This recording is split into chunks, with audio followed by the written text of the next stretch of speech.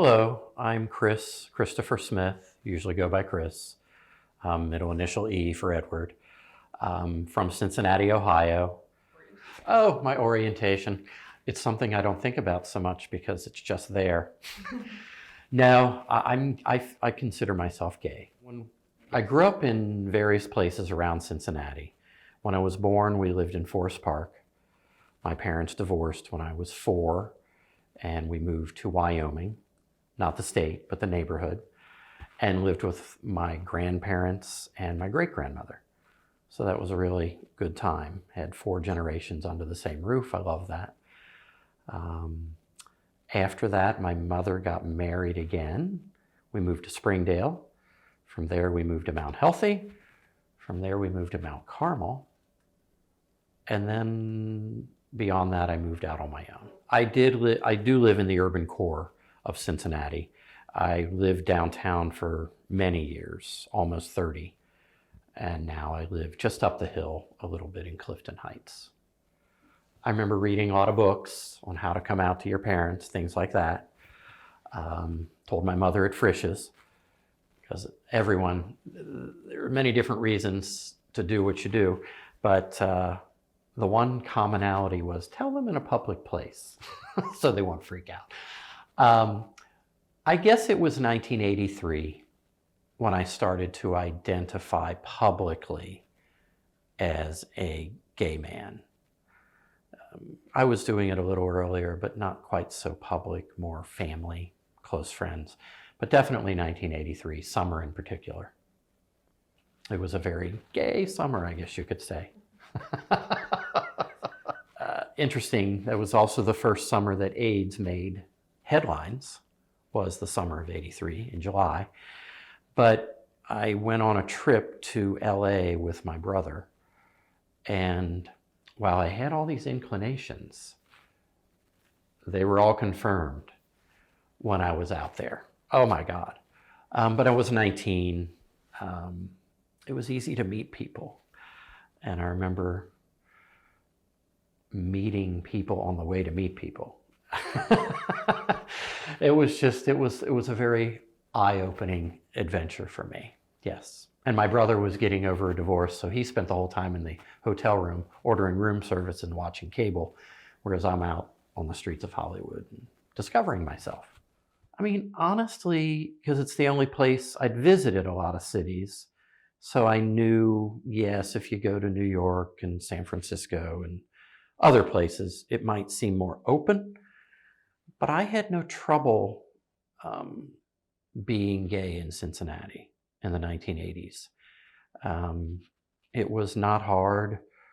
I guess you had to seek out your communities, but you felt a part of a community to a degree, if you will. It was even trendy to have gay friends. I remember in the mid 80s. And maybe that's just the way it is, because I always had a lot of female friends that enjoyed going to bars and things like that, who were not gay or weren't bi, but they could feel non-threatened and they could feel comfortable and not being hit on. So I could understand that. But it's interesting because it's a good question. In those early days, and I wasn't there in the early days, but in those early days for me, in the mid-1980s, you would get a lot of hate. I mean, there's no other way to put it. You would get a lot of hate in the parade because there were more hecklers along the parade route in those days than there were supporters. It's interesting how that changed, because now, 30 plus years later, there's thousands of people at Pride. And that's everything we were pushing for it to be. So it's kind of, I guess that's a beautiful thing.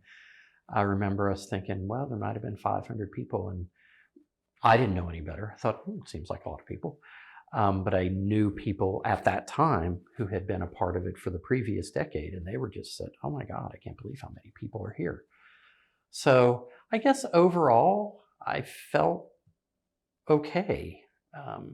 But yet I wasn't oblivious, being a history person, I wasn't oblivious to the rumors and ways that you hear about Cincinnati during those days. And this was also during the days of Simon Lease. He was at his height of his power in the 1980s. And he didn't do anything positive for Cincinnati or the region. And I think time has proven that. So that's a little editorial from me. Even my mother, she didn't have favorable impressions of gay people until she realized her son was.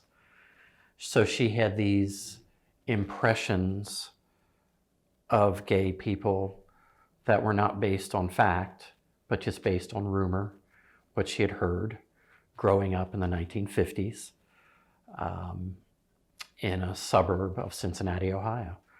So I can't really blame her, but I sure brought her around.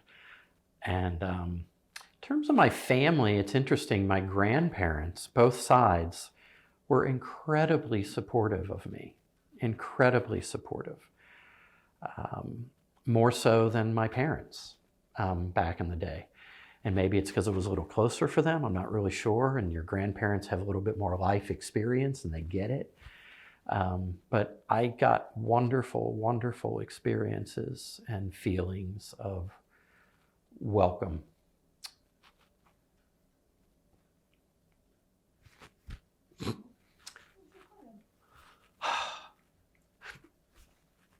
Sorry. But from my grandparents. Yeah. These things happen. But my grandmother on my mother's side, for example, I was with my partner, Bill, and this was in the 1987. And I said, would you mind if I bring Bill to Thanksgiving? And she says, well, I can't imagine it being any other way. And they bonded right away because they both had a love of Judy Garland. My grandmother grew up with her as a teen idol. Judy Garland was, her teen idol. And then Bill just loves her for who she is, and so do I. So the Judy Garland phenomenon continues. But she does have an amazing voice, and she was a mess, and she's got everything, you need for an endless story. So yes, it was a mixed bag in my family. I remember thinking I was going to be on the news for Pride of '85, and I thought, just briefly, I wonder if I'll come out to my family that I don't see all the time. And it turns out I did. My Aunt Peggy, my godmother, God rest her soul, she saw me on TV. She's the only one that mentioned to me that she saw me on TV. She said, Chris, I saw you down on the square. And she didn't say anything negative. I think she knew. I think sometimes people know, sometimes before you do. I think my father did. He never said a word to me, but he finally said, what did he say to me eventually? He said to me, I said, well, I wasn't sure if you knew, Dad. He says, well, Christ, you're such and such age and you've never brought a girl home. I says, well, that's true. So, yeah, I guess I was blessed in that I did have some support from my family. And my mother was fine after she realized what was going on, and just took her time to adjust. And I knew what she would do, so I just kept mailing her through traditional mail. I just kept mailing her brochures and things to read, and I knew she wouldn't read them right away, but I knew she would stick them in her nightstand and eventually read them. And she did. So, and then within 6 months, she was fine. And she considered Bill her fifth son. So, anyway, okay. Out in my workplace. Well, I didn't ever think of it, actually. It just didn't cross my mind that, I have to be out. Because you could be coming out every day of your life, depending on who you run into. But it was one after I got hired here at the library, and that was in June of '90. I didn't even think of it then, although it was a very welcoming place. I felt very comfortable. People that I knew here at the library, I never officially did anything to come out. But people that knew me, it happened. They just found out, or I told them. And because I never hid it, I just wasn't necessarily saying, hi, by the way, I'm gay. It's just not the way my mind was working, in a sense, because then I was out there screaming with my flag and everything else. It wasn't until my partner died that I really, I guess, made it official, even though everyone kind of knew we were partners, and he worked at the library as well. But when he passed away, it really changed things. And then I realized, wow, the staff association sent me flowers. They sent the funeral home flowers, stuff that I had no idea and I didn't request. They just happened. So that's when I really realized that I worked for a decent group, being the public library. Yeah, there was this one thing we used to do, and this was in the 90s. This would have been after Bill died. But there used to be, I'm going to forget some of the details here, but we used to go to family night. Family night was just, it was so nice. These things you kind of take for granted at the time, but it was just a group of gay and gay supportive people. We met in a big old house in Walnut Hills, and I can't remember whose house it was to save my life right now. But one of the gentlemen who lived there also worked at the library at the time. And he doesn't anymore, hasn't for years. But that was a wonderful, I met so many people through doing that, younger than me, older than me, my age, every walk of life. And it was just like a big potluck. It happened once a month, and did that for years. And that was an unofficial place. And then officially there were, bars of the time. There were quite a few of them, much more than there is today. I guess you would still consider that the golden age of gay bars, 60s, 70s, 80s, 90s. And I was more of a music person than I was a bar person per se. So I did go to gay bars, don't get me wrong, because I love music and I love dancing and I had friends and went to Badlands and there were many others. But I would tend to gravitate towards the places that had live music. So I would go to the Metro a lot, which was formerly known as the Alley Cat. And formerly it was Xanadu, and formerly the Alley Cat. Apparently it had been an unofficial gay bar going all the way back to the 40s, 1940s. So when I stumbled into it one day, it was in between name changes. And they said, oh, we're going to open really soon as the Metro. And I thought, oh, that's cool. And it was just this wonderful bar situated at the corner of two alleys. It was everything I imagined a gay bar should be, in this tucked away little place in a city. And I just stumbled in there. The address of the Metro was at the corner of Gano Alley and Ruth Lyons Lane, which is between 6th and 7th and Vine and Walnut, downtown Cincinnati. It was a special place there for quite a while. Extremely welcoming, extremely diverse, and I guess I just loved it for that. And it's hard to explain to people that don't know the world without the internet, but we didn't have the internet yet. So you could go there and see videos of your favorite artists that you'd never seen before because MTV wouldn't play them. So that was really kind of cool. I used to dance in a cage. On the dance floor, they had 4 cages at each corner, and my friend Jonathan was one of the DJs, and I occasionally would be one of I was much thinner then. I was one of the boys dancing with not much on in one of those little cages, and that was so much fun. Oh my God. And then we'd, hang out on the fire escape during breaks and talk and maybe get a buzz or something. But it was just, those were special times.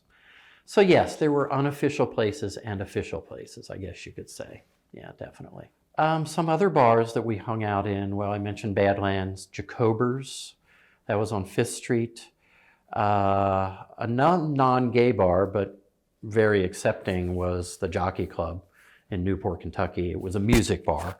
It was kind of a legendary punk rock establishment, but it was a very accepting in terms of orientations. It just wasn't an issue because it was all about the music. But other places I went to, Simon Says on Walnut Street. There was, gosh, I should be thinking about these. The Star Club. Star Club was great. That was in Over the Rhine. A little later on, there was, gosh, what was that place called on Vine Street? That's terrible. Well, there was the King Tut's Wawa Hut, our club. Oh, what was that place? Gosh, that's terrible. Just not remembering. It's right where the chicken place is today. But anyway, it'll come to me.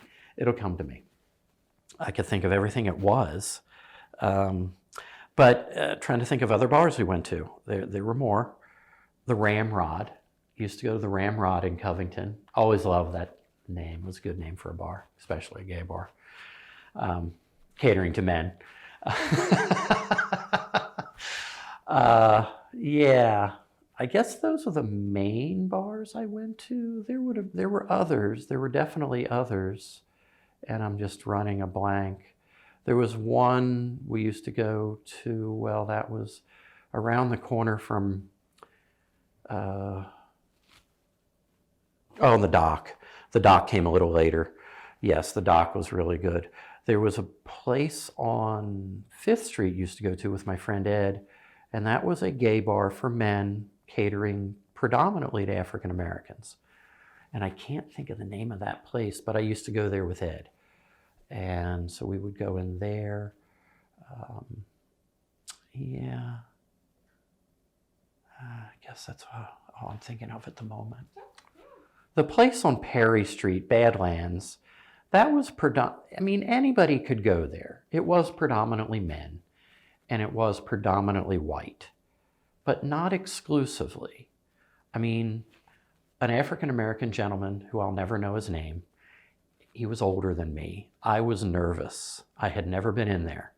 And he saw me outside, and he says, "Oh, do you want to go in?" I says, "Oh, I'm thinking about it." He says, "Oh." He knew I was nervous about going in. So an African-American man took me into that bar for the first time. But I would say it was probably predominantly white. But I never got the impression that anyone was excluded. Generally, you didn't run into women there, but I would see women there occasionally. And usually the women you would see there were straight and with their gay friends. But around the corner from Badlands was a bar on 5th Street that was catering to African-American gay men. And I really can't remember the name of it. And I was in there quite a few times. And again, yes, it was catering more to this group versus this group, but I never felt unwelcome. And then there were the lesbian bars, and those, it's gonna sound terrible, but I would often feel unwelcome in Bullfishes in particular, over in Northside, because I would deliver Gay Beat and Nouveau Midwest with my friend Ed, who was a writer for those papers. So I would, every time those papers come out, we were delivering them. And yeah, there were definitely places where we didn't linger. We just felt not really, sometimes unwelcome, or just simply, I don't want to hang out here, but here's your newspapers. And there were others. There was Phases, which was predominantly a lesbian bar in Corryville on Glendora Street. There was Shirley's Tight End. That was on Vine and Hollister in Clifton Heights or Corryville. And all these places I'd been into. And I could honestly say I kind of tease, but the only place I honestly felt unwelcome was definitely at Bullfishes. But it was a very, and this may sound I don't mean it in the sense, but it may sound insensitive in today's terms. But in those days, we just call them bull dykes. And that's what they were. But they proudly said that they were bull dykes too. So I'm not making something up that, they didn't say themselves. But anyway, it was that establishment. But yeah, even with that, I don't have a negative feeling. It's just more amusing to think back to it now. So anyway, okay. It's hard to say because not as many people go to bars, or it doesn't seem like there's as many bars that are exclusively gay. Now everybody's, either they have gay night, or so many places are just non-exclusive. They're just very welcoming. It's hard to say. I mean, I'm not an expert in that area. I mean, in the 80s, there was definitely here and here. And I don't know. There's something about being young or younger and being around folks that you can identify with. And for me, being a gay man, I was never one of those. I mean, most of my best friends are women. It's just the way it's been for a good chunk of my life. But there was a time in my life where you wanted, at least I did, I wanted to be around other men. And knowing that everybody in this room was also attracted to other men, that was a huge turn on. And I love that. And I was attracted to that. And I wanted to be around that. So I don't know. I can't speak to someone in their 20s now. I would think they would feel similar. There's nothing wrong with being inclusive and bringing everyone into the fold. I mean, that's what it's all about. But there is a period when you, at least for me, I wanted to be around others who thought like myself. Well, another a great bar that I went to that was a staple was the Pipeline. I guess I went there more than any bar. I even DJ'd there for a year. But it was, again, almost exclusively men.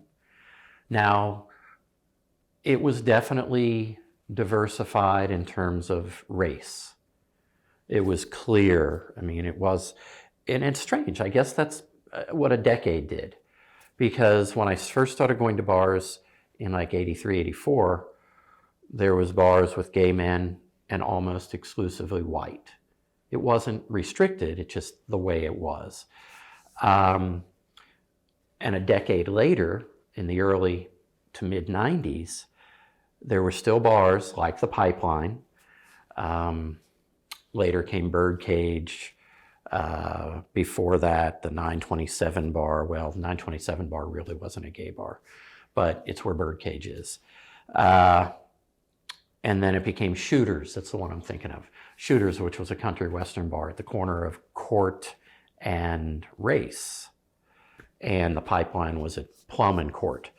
But both of those, interesting, trying to explain the decade change, they were still almost exclusively men, but there was definitely a mixture of black and white men and Hispanic men.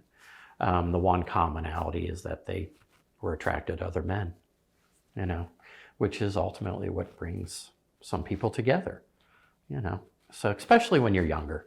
I mean, I think that doesn't go away to a degree. I mean, I can only speak to where I am in my life, but you don't necessarily need that every day, but there's something that's still nice knowing if someone is or isn't. But yeah, the Pipeline was just such a fun place, multiple levels, had a store downstairs, sold all the needs you needed.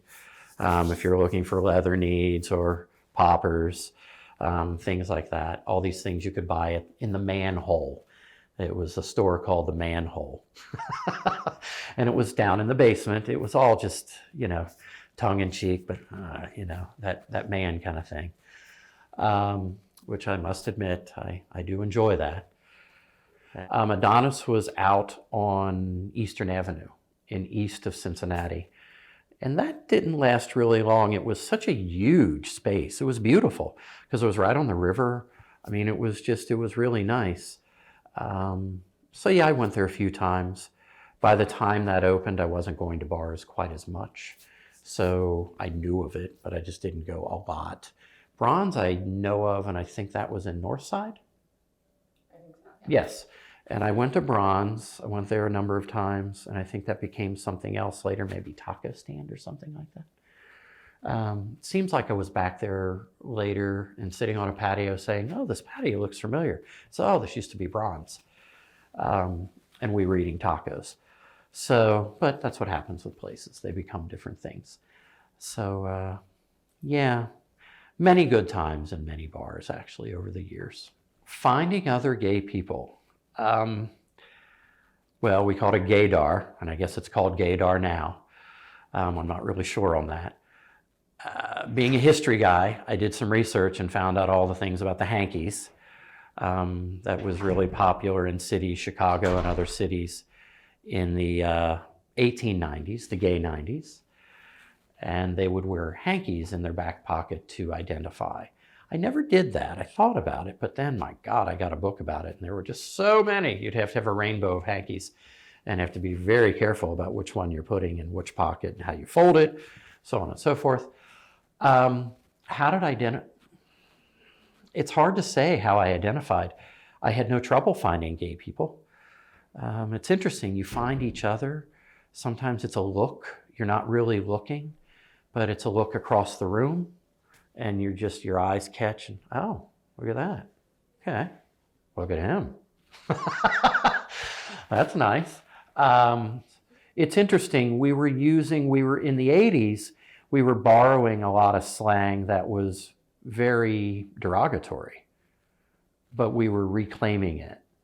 And we were proudly using the word fag. I used to have stickers all over everything called fag power. There was gay power too, but something about fag power seemed a little more. And yet it's really a bundle of sticks, depending on the country you're in. I think, well, no, it's a cigarette. It's a cigarette. A fag is a... It is, and it is a bundle of sticks, yes. But in this country, it was really meant derogatorily towards gay men in particular. And I used to get it a lot in high school. I was not out in high school, but some people knew I was, even though I wasn't. And so I would get a lot of, not a lot, I mean, I had a decent high school experience overall, but I definitely got, you're a faggot. I was in the band, so you were a band faggot, and that's a bigger thing. Oh, another band fag. So I wore that with pride because I love music, I love playing in the band, and I was discovering who I was. It was all just part of the process. So, but I also had a friend of mine who told me once, very straight guy on the football team, said, if anybody fucks with you, you let me know.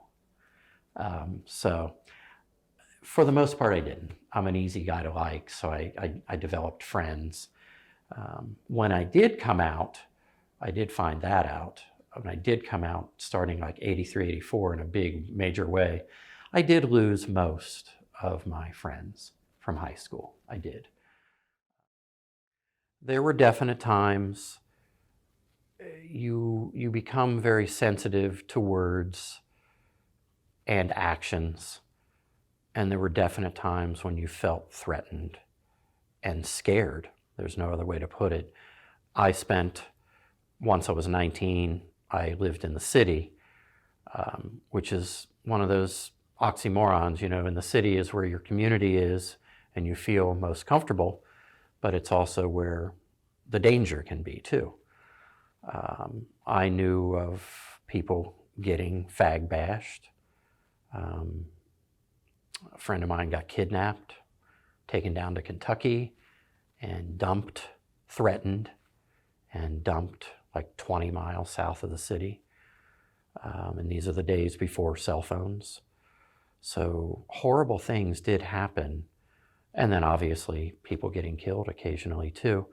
Myself, I was fag bashed 3 different times. 2 up in the Coreyville area, back in the 80s, like 86, I'm going to say roughly 86 and 87. And then one time a little later on downtown, and that would have been in the early 90s. And it doesn't matter when they happen, they're just terrifying because you don't know, are they just gonna fuck with you? Are they gonna kill you? You really don't know. And there's no way to whitewash that. It was just terrifying. And but I made it through. The worst that happened to me, besides being scared, and it does affect the way you walk on the street and live your life, but I did end up in the hospital once with some broken teeth. And it's so strange. The people that rescued me out of the street, I remember being taken out of the club under false pretenses. And then the next thing I remember is waking up and seeing a manhole cover right in front of my face because I'd been beaten to a pulp. And that's where they left me.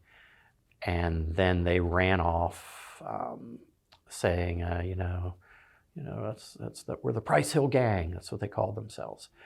That would have been about 1986. Yes, pretty darn sure on that too. Could have been spring or fall. It wasn't freezing, but I had a coat on. And then these frat guys are the ones that rescued me and pulled me out of the middle of the street and got me to the hospital. Went to Deaconess Hospital, which was just around the corner at the time. And ended up, I had a couple teeth broken and really bruised up on my face. But yeah, it's terrifying. There's no other way to put that. And you're being beat up. It's just hate. It's just pure hate. And if you want to intellectualize it, which I do because I'm a librarian kind of guy, and I think, well, it's just because they don't know. It's ignorance. It's just ignorance. And that's really all it is. Chances are, it sounds so cliche to say this, but I often wonder, were those guys gay themselves? And did they find that out later? And that's how they were dealing with it, by beating it down physically. It's hard to say. So yeah, those are not glorious periods or events. They're terrifying. There's no other way to put it. It's just, you would hear things like fucking faggot. The one that used to get me, which I actually found humor in it after a while, was take a picture, faggot, it'll last longer. Usually would get that from attractive frat guys, at least attractive physically, from across the street. And you're 19 and you're looking over there and then you don't even notice you're looking. You're just looking. And then occasionally you get the take a picture, faggot, it'll last longer. And it's weird. That in and of itself was not seen as, at least in my mind, was not seen as threatening. Maybe it was, but I never encountered anything negative with regard to that. I just found it kind of funny after a while. So yeah, those are my experiences in terms of that. I would say it was pretty often. I can't speak for anyone else other than myself, and I can't say it happened to everyone because it didn't. But for a person that was out and proud, living their life, whether it be in the city of Cincinnati or in another city, I don't remember it being an uncommon thing to hear about people being beat up simply for being on the street and being identified as gay. The more visible things became, the more backlash you got. I mean, I think we're living that now. I mean, I could think of a few horrendous, the gentleman, the young man that got killed in Wyoming, left on a fence post. Matt O'Banion? Yes. There was another case, Stephen, I believe was his name, might have been O'Banion actually. The trans person that got jumped off the highway out in the suburbs of Cincinnati. That was just a few years ago. And that was just 5 years ago? Alcorn. Thank you. So I think in terms of just getting beat up on the street in your city for being gay, I think those have decreased over time, without a doubt. That I can speak to, feeling very confident about that. Doesn't mean it doesn't happen. but it's definitely decreased from when I first came out in the early, 1983. It's very different. But does it still happen? It does. And I think sometimes it's a little more covert now. Just the hate that still exists out there in our culture, in our world. And some people are more sensitive to that. Even if it's not hitting them in the face, it is hitting them in the face. And now we have the world of social media, which is very different from what we had in the 1980s. It just didn't exist. Your social media was going to bars, going to your friends' houses, going to clubs to see a band, reading the newspapers. It was just very different. And then cable came on, we had gay cable news, but it was all just very, very different from what it is today. And I feel for people who are in their teens and in their 20s who are very susceptible to criticism and just a number of things. And to have all this social media coming at you 24 hours a day. So there's no way to escape it. Sure, you could turn it off, but it's just there. It's so prevalent. So yeah, I think that's a whole other. Gay suicide has always been high in numbers. And that doesn't seem, as far as I know, I'm not an expert in this area, but as far as I know, those numbers have not decreased. And I think social media would play a role in that. I don't see how they could not play a role in that. Because at least when in the 80s, if you didn't want to deal with it, you just went home, you didn't deal with it. But if you got your phone in your pocket, you got a computer at work, wherever, at home, it's just harder to get away from it today. So there's a part of me that does feel for younger folks that have to deal with both the positive and the negative side of social media, because it's a part of reality, and it has been for years and years. But I think as a human race, we're still adjusting to that, regardless of the generation that you're a part of. I think we're still adjusting to the realities of living with it. Well, the overall attitude is that a lot of people just don't care. They don't really give a damn if you're gay. In the early mid-'80s, people definitely cared. And that doesn't mean it was all negative, doesn't mean it was all positive, but people cared. It was a bigger deal. Now, I can't speak for someone who's 19 or 20 years old coming out in 2023, but I can't help but think, because of the media that's out there, they must realize that there's a community out there, larger and smaller. I did that the opposite, but still. Overall, I think it's probably better overall, but with visibility comes backlash, so that's a reality. Can't be denied. But overall, yeah, it's just, when I think about it, what it was like in high school, I knew people that came out, but it was so rare. You just didn't do that.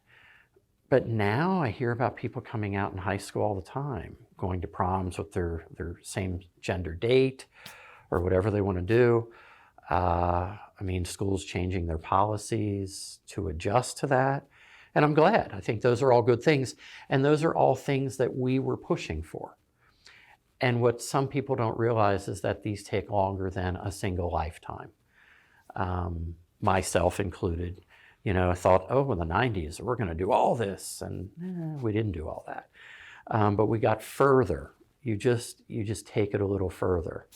The World War II generation took it further from the previous generation before that kind of thing.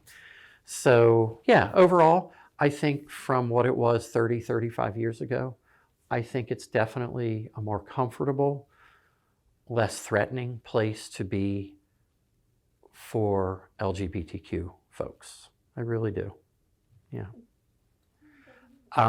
My first Pride that I attended was 1985. And it was on Fountain Square here in Cincinnati. We had a parade. At that time, the parade started at Fountain Square and went down to the dock, which is where the festival was held. And even then, even though Pride is much bigger now, it really wasn't much different then. It was just smaller because it was very family friendly, if you will. It was just at the dock. I mean, I marched in the 92 parade. I marched with my mom and my grandfather. And that was a very special time for me. I had lost my partner, and I remember my grandpa saying, I'm 80 years old marching in a gay pride parade. What the hell?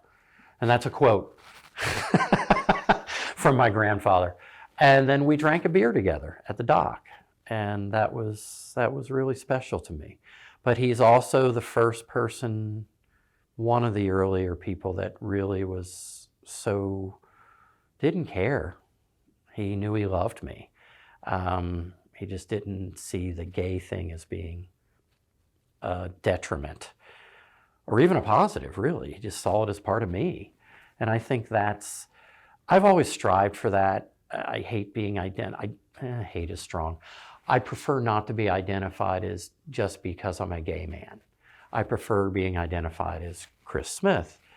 And if you want to throw in, and he happens to be gay, that's fine. I don't mind that. I never hid from that. But I'm not big on just being the gay guy. And yet I was extremely involved with Pride events. Well, sorry to interrupt you. What was your involvement that first year of Pride? That first year of Pride, I wasn't actively involved in any organization. I simply went.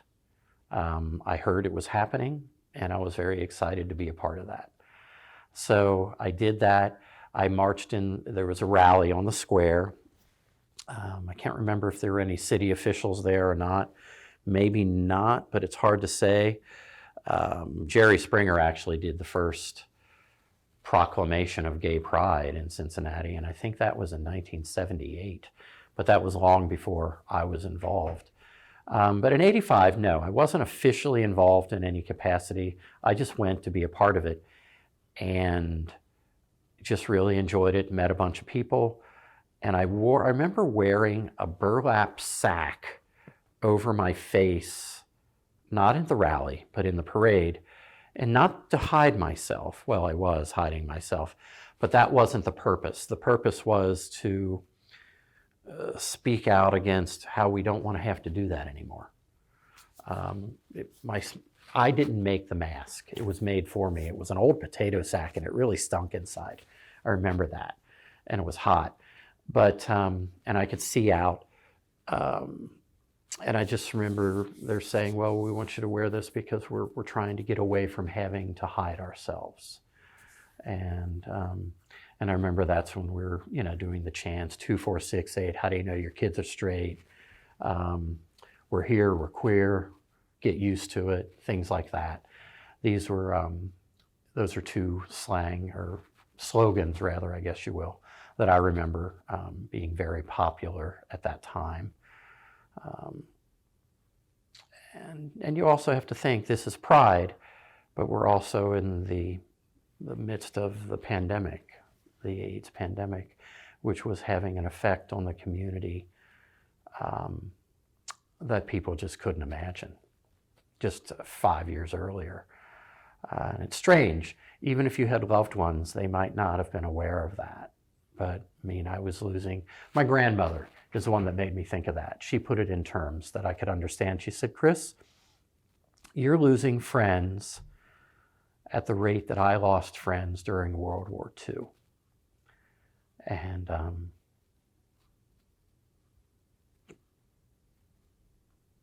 was powerful. It was powerful, but it was true. Because at that point, I had lost my partner. I had lost a number of friends that I had become close with over the last 5 years. And these weren't people, that were 30, 40 years older than me. These were people my age, some younger than me, some a little older. But it was just, that was really common to find out. Oh, somebody else is positive, somebody else is positive. And then some people lived 30 years being positive. My friend Ed, God rest his soul, he just died last year, but he lived positive for over 30 years. So it was just luck of the draw. Hate to put it that way, but it's kind of what it was. I mean, my partner tested positive in 88 and he died by 91. So it was luck of the draw. Everybody's body is affected differently by HIV. In the same sense of, I think of more recent COVID. COVID affected everybody differently. If you got sick or if you tested positive, it affected you differently. And HIV was the same way. So I think it helped to galvanize it and bring it together, to be perfectly honest. The community as a whole was losing a lot of people. Cincinnati traditionally, historically, has a very large gay population. And if you go back to the 80s, there was a time when there were 3 test cities in the country for HIV drugs. And it was New York City, San Francisco, and Cincinnati, Ohio. And they picked those because of their geographic location, but they also were picked there because of the large gay populations that existed in those cities. So in terms of pride during those times, I look at it as just bringing people together, because we were losing so many people and we weren't getting the collective support of the greater culture, society. We just weren't. Within your families, within your neighborhoods, maybe you were. A lot of people were not. I was fortunate. I had a family that supported me. I had friends of mine who were thrown out the moment they were discovered they were gay. And these are people 15, 16, 17 years old, just on the street. So, but pride was just a source of glory. It was June, it was happy time, it was celebrating the struggles of the past and where we had come to at this point in time in history, whether that be 85 or this year 23. It's just, I think pride meant something, at least to me it surely did. You got together with people who were sharing the same experiences. They had lost people. They had loved people, or they do love people. There was just a sense of community that I think existed then that may not necessarily exist today. There's been years that I didn't take part at all, for whatever the reason. I try to make a point to go to the parade. I haven't been actively involved in the organization of Pride in terms of getting it together, that kind of thing.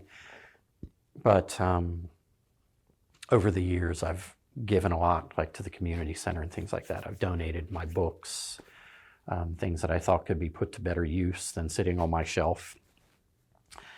And so yeah, I'm not a big joiner in terms of getting involved with Pride in the last decade, but I don't miss the parade.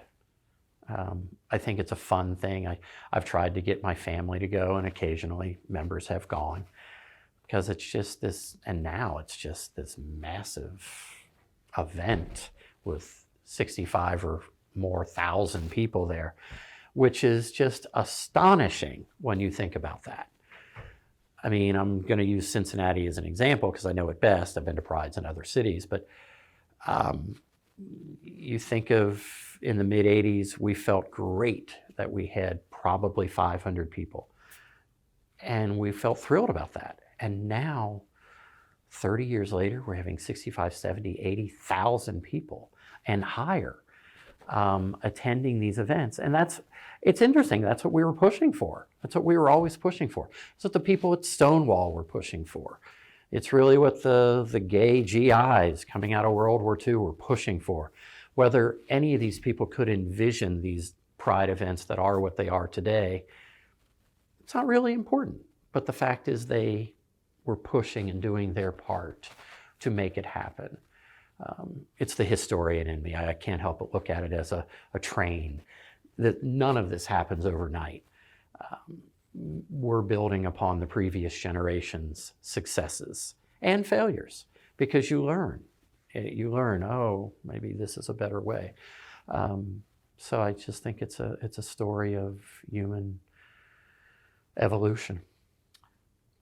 In size, I sometimes think the story behind Pride is lost to a lot of people.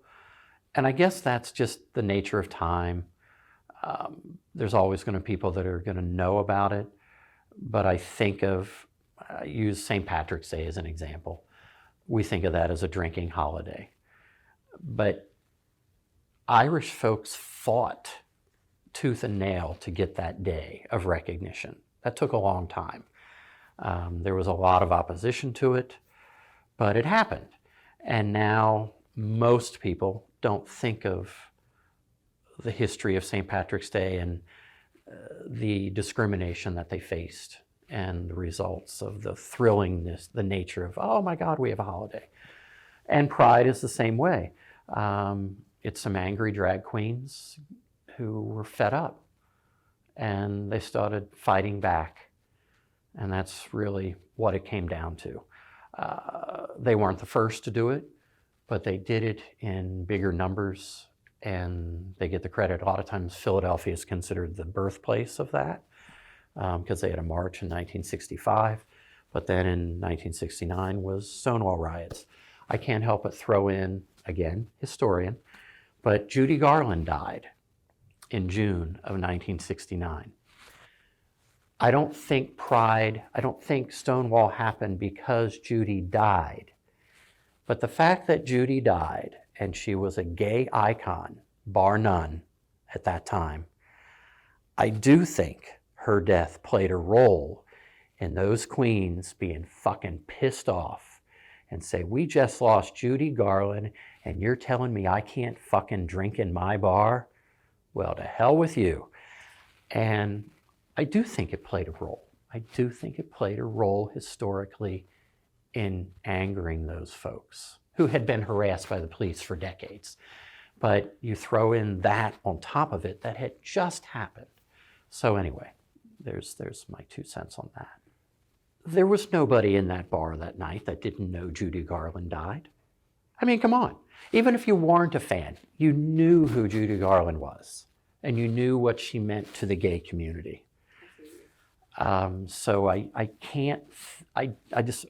you cannot disregard her death as being a factor in Stonewall happening in June of '69. During the 80s, 90s, and aughts, and beyond, I guess I've been involved in different things.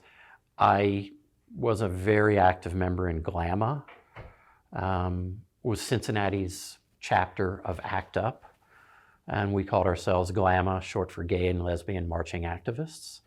I used to have meetings for that in my apartment, felt very strongly about that.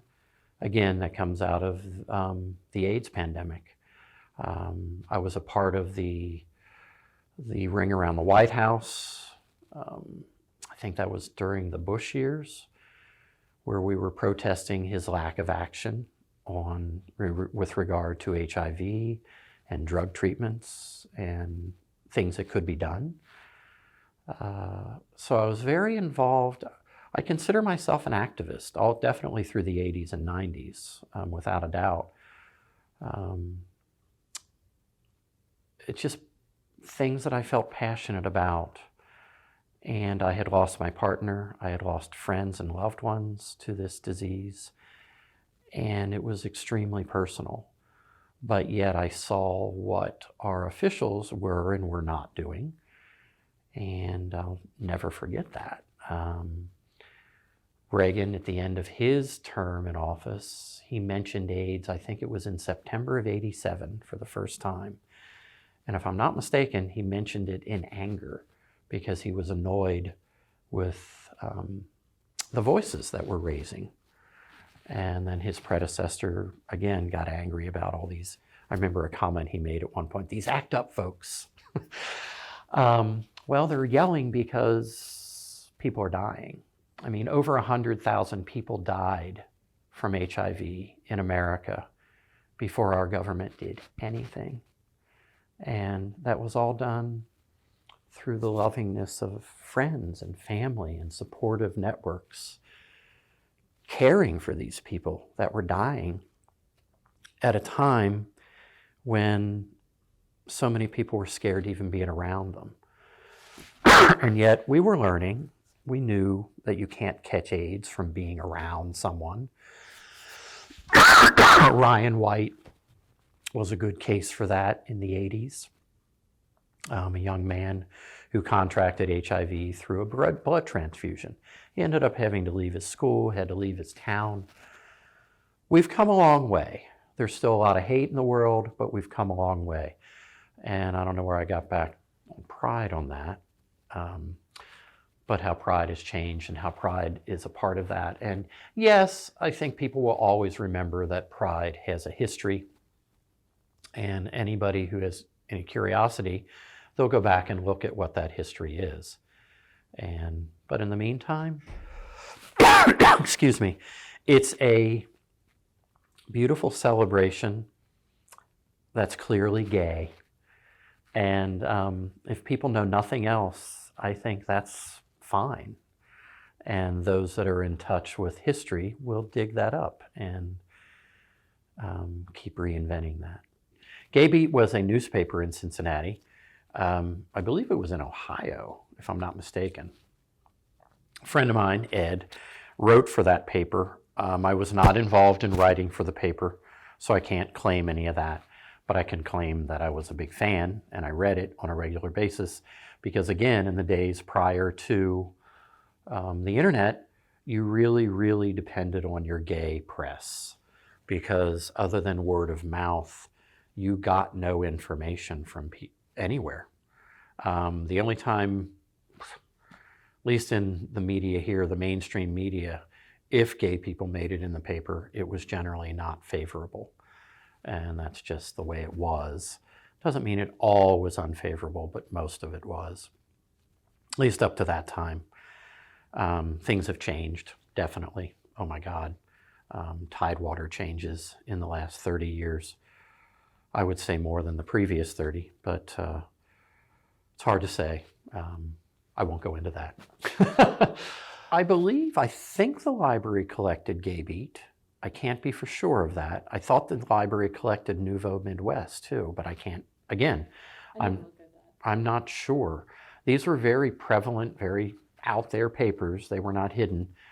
You usually had to go into a gay establishment to get them, but there was the occasional coffee house, like the Highland Coffee House in Corryville, where you could always go to get a copy. I'm not sure about the library, how they dealt with that or didn't, because I wasn't here as an employee in the 80s. So I can't speak to that. But the gay press was just very important. There were a lot of parties. I don't know if there were, there was always an extra amount of parties to attend during Pride. And that came from all age groups, younger than me, my age, older than me. And I got to know a lot of older gays through those parties and through family night, which I mentioned earlier. And being, again, the history conscious, aware person that I am, I love to talk to people to get their stories of what it was like prior to me being 18. Because I felt like I had it so easy compared to people that were gay growing up in the 50s and the 40s and the 60s, even the 70s. I mean, the 70s it changed because of Stonewall, but also what came in the 70s and the 80s and the 90s was the backlash as a result of that visibility. So I would imagine if you were to do a study on fag bashing in the 70s, 80s, and 90s, I would imagine the numbers went skyrocketed compared to people claiming to be beat up for being gay in the 40s and 50s and 60s. And I could be wrong, but I'm just doing an educated guess there. But with visibility becomes the positive and the negative side of visibility. Yes. It was in the mid-90s. There was still Pride, but the parade stopped. There was a lot of schisms going on that I chose not to be a part of. I thought, I jokingly would say, oh, it's so gay. Um, but it just all seems so annoying. The parade, for example, for years went from Fountain Square to the dock. Well, then that changed, and it all moved uptown because the community center was in Northside. So then the parade began in Burnett Woods, which I thought was kind of cute because it's always been such a gay park, if you will. But anyway, it started up there, and that was nice, and it marched down Ludlow to Northside Park there in Northside. And that was really nice for a while, but then that was also the time period when it was growing rapidly. And it wasn't long after that, just like growing out of the land around the dock, they were growing out of the park in Northside. And then that seems to be where a schism happened, because then it just stopped for a while. And I'm not really sure why, but I think there was a factor that did not want it to go back downtown. And I'm not really sure why that is, but I just chose not to be involved in that. And I thought it was all such nonsense. I could speak to rumors, but I can't really speak to the actual reasons why that happened. So I'll leave my rumors alone. But it happened nonetheless. And then it picked up again, and it moved back down into the center city, which I think made sense. It is the center of the city. And it now goes to Bicentennial Commons, which it fills with nearly 100,000 people. So it's just astonishing. It's had its ups and downs, starts and stops. But the bottom line is we've had a pride here since 1973. And I think that's something to be proud of in a city that has a reputation for being rather conservative and staid. But if you're here, you realize that not all those people are like that. And that's not the people I grew up around. And we're collectively as a city, I mean, we're another blue city in the, if you will, without getting into politics. But Hamilton County has been rather solidly blue now for about 20 years. Like June 26th, I believe, is a Marriage Equality Day. And it was a huge, huge deal. That even astonished me.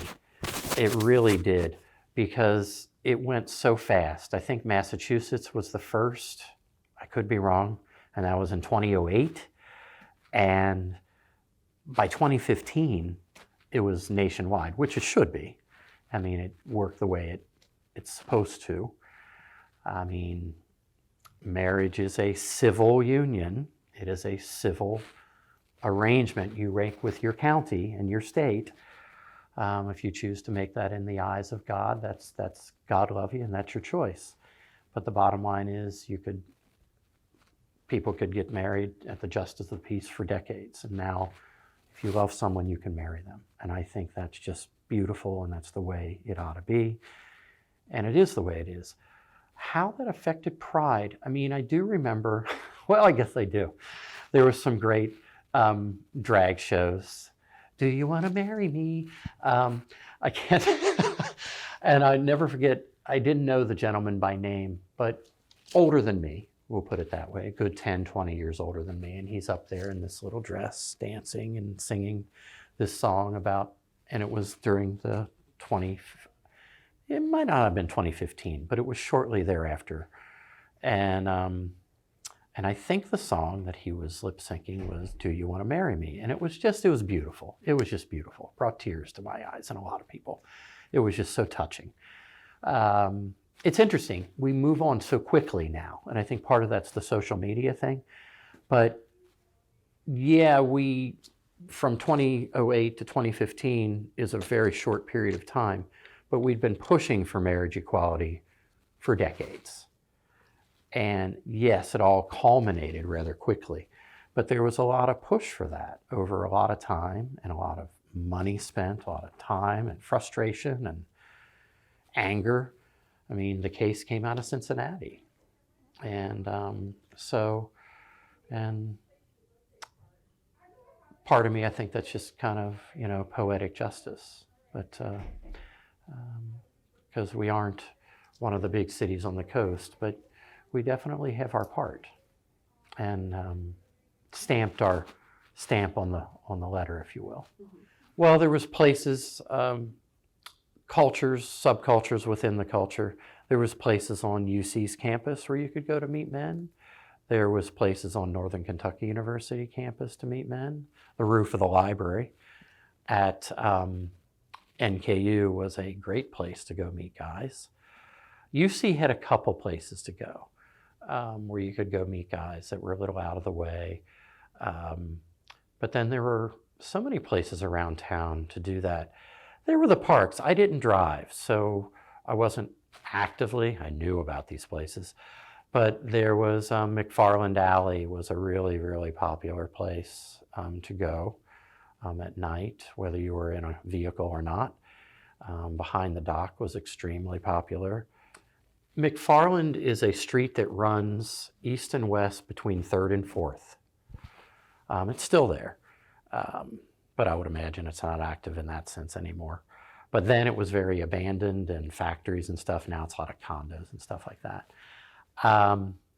Other places, the cement place where I'd forgotten about that. That was a very active place. It was on 2nd Street, south of the dock. Basically bunches of sand pits and sand piles and cement trucks. But it was such a manly place to go.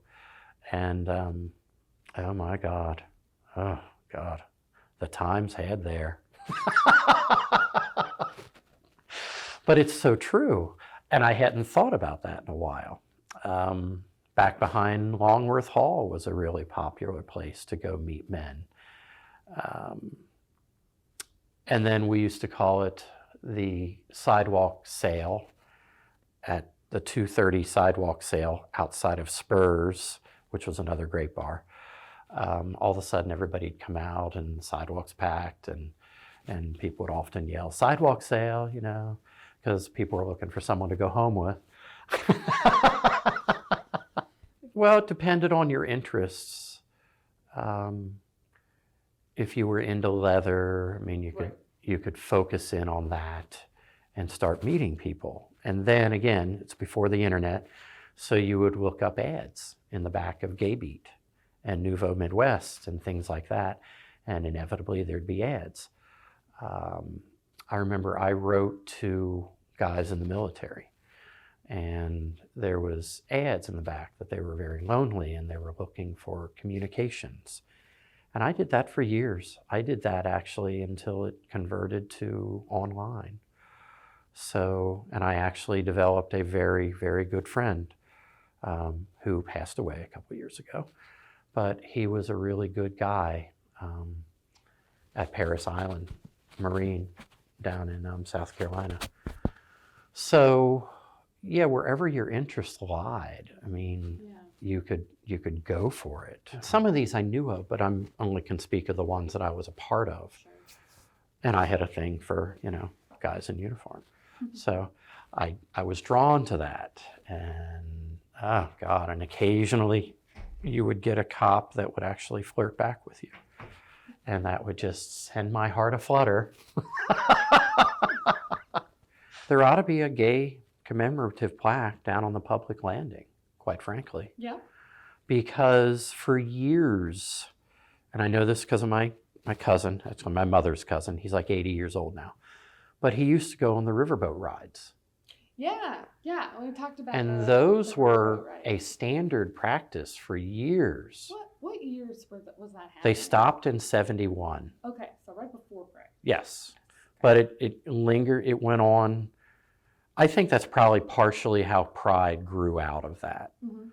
Because originally they started doing the riverboat rides because you had to be on the water for a person of of gay, for a gay person to serve alcohol.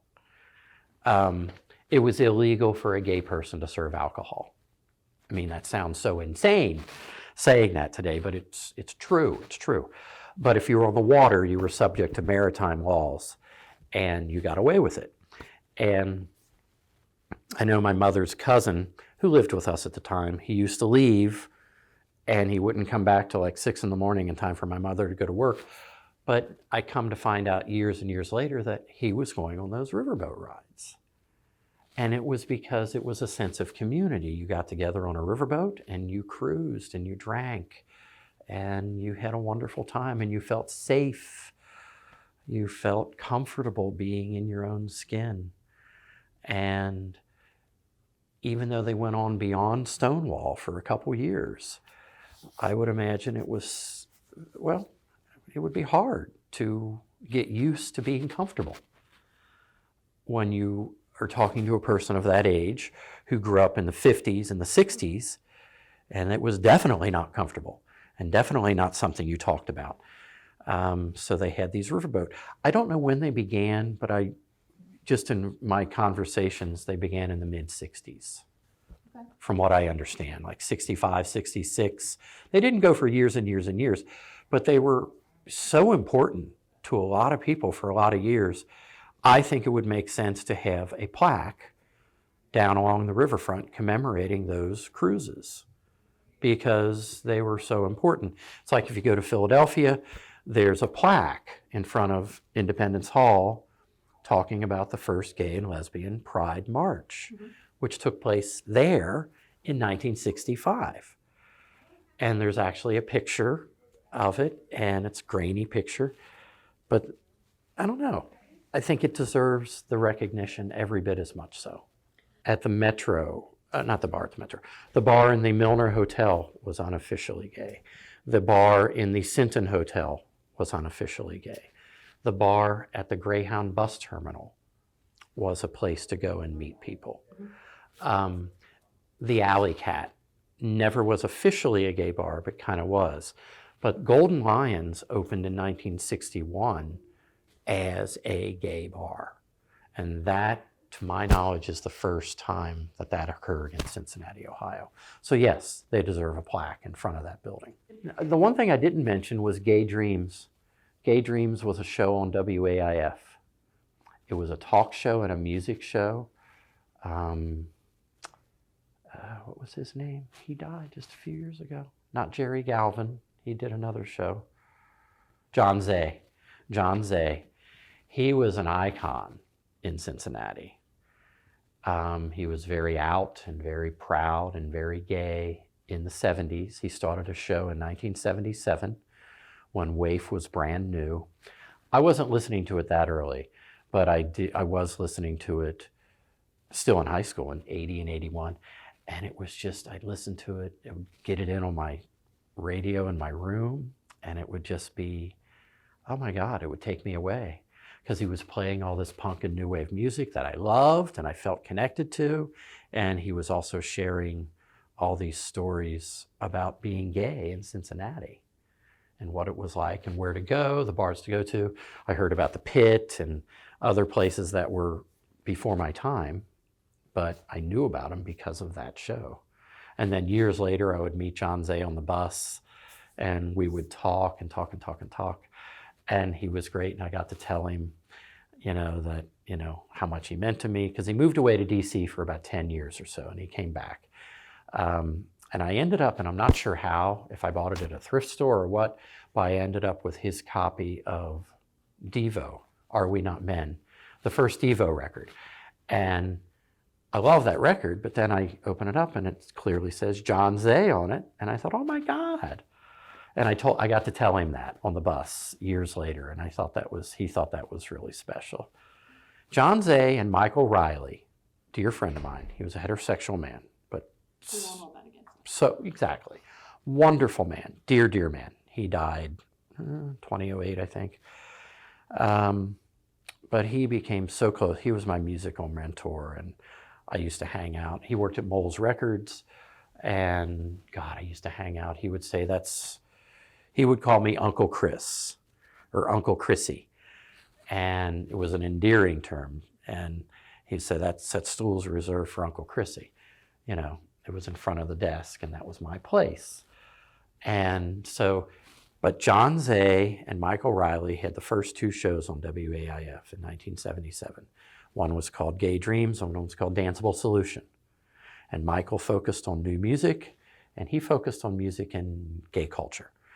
And it was great. They became close, and I met them both and became friends, very good friends with Michael. And I eventually got to be friends with John. And so it's really kind of special. But I ended up doing the Danceable Solution show. Michael did it for 10 years, from 77 to 87. And he didn't want to stop, but he said, how about we do it every other week?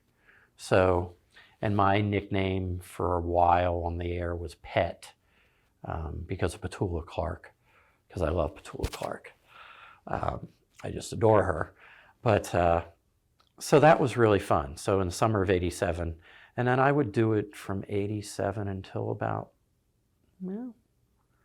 until about mid-90s. Yeah, 93, 4, 5, I'm not sure which. But I did that, so I kept it going after Michael. I feel fine, if you will. It's a terrible word to use, probably. I feel okay with the celebration of Pride right now. I, of course, would like it to be acknowledged for what it is and why it is. But could it be improved upon? Yeah, it could. People could get off their high horse and let people do what they want to do. Because there's a lot of bitching within the gay community, God forbid. Too much of that. And I've always been annoyed by people saying, oh, Pride's great, but I really don't need the nuns on roller skates. And I'm thinking, why? Why don't you need the nuns on roller skates? Or the lesbians with their nothing on. Let Pride be what Pride is. I guess that's what I'd like, Pride. There you go. I have to dig it out. There were things about Pride that I think were better in the 80s and probably in the 70s than they are now. And that's because the gays were really allowed to be what they wanted to be. And you didn't have to apologize for it. You didn't have to clear it with a corporate sponsor. You could just do it. And I love that. If you want to walk with your partner in a harness, and a leash, fine, do that. And I feel that it's become much more corporate, but in the process of that corporatization, it's become more conservative. Yes, it's very visible and it's very out there, and everybody knows that, oh, it's Pride, that must mean the gay parade. That's fine, but I wish they would loosen up a little bit and allow people to really be themselves and not just something that is quote unquote acceptable, wearing a lot of rainbow balloons and the occasional drag queen. But just let people be what they want to be in Pride. And if you don't like it, that's fine, but shut the fuck up. Allow people to do what they want to do. They're not hurting anybody, so why should you or anybody else get upset? I always come back to the nuns because the nuns get a lot of, historically have gotten a lot of complaints. But just, if you want to walk your boyfriend on a leash and you be in your harness, fine. If you want to do that and you're two women, fine. If you want to be naked, I think I'm all for the naked bike rides. I think we ought to have that. And I definitely think if women want to parade and let their breast out, for God's sakes, it's 2023. We've been doing this for decades. Let it be. They're breasts, people. That's all they are. They're breasts. And same with men. I don't know. I'm all about nakedness, and I used to go to various naked places because I enjoy that. There's something so freeing about that. So I guess in a sense, yes, I like where Pride is, and that it's out there, it's getting the word out, and as a result, A lot of people don't give a damn about people being gay anymore. And I guess that's a beautiful thing, because that's kind of what we were pushing for. At the same time, loosen up the strings a little bit and allow people to be who they are.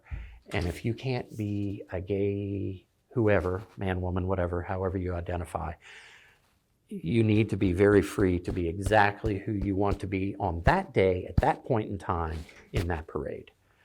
So that's what I will say about Pride. Yeah, it's ballooned, but it's actually kind of closed up a little bit. You expect people to be in all these outlandish costumes, so there they are. But the things that aren't so outlandish, or things that are acceptable, quote unquote, in the accepted gay community. I'm repeating myself now, but I'm just basically wanted to be less conservative, essentially, because that is very, very true. The parades were shorter and less people, but they definitely were much more open and free than they are today. But we didn't have corporate sponsorships then either. And it's weird. We complained. We wanted corporate sponsorship. Well, we got that. And it comes both ways. But I think maybe over time, I can't help but think the corporations will chill out a little bit. So anyway, I mean, we've come a long way, a really long way. But I still think the media could chill out a little bit and just cover the gay community like you would cover anything else. I don't feel that we do that as much as we could. But then I have friends in other larger cities that say the same thing. We've come a long way. I keep saying that, but we really, really, really have. From the time of Reagan in the 1980s, we've come tremendous distance with a lot of hurdles thrown in our path that were not anticipated, AIDS being the major one, without a doubt. But yeah, if the media could just chill out a little bit, just let people, again, it's always going to be the same thing. Let people be who they are. You're not hurting anybody if you're not hitting somebody in the face or killing somebody. What the fuck's the problem? You know, I just don't get it. And to be shocked and amazed. I mean, even if you are shocked and amazed, isn't that beautiful to be shocked and amazed? I love to be shocked and amazed. I strive to be shocked and amazed. And it's harder and harder to be shocked and amazed by things. But if you find yourself being shocked and amazed by something that a gay person has done or is doing or says or shows or whatever, count your blessings, you know. Let yourself be shocked and amazed and enjoy it. And then maybe go out and shock and amaze people. So there you go.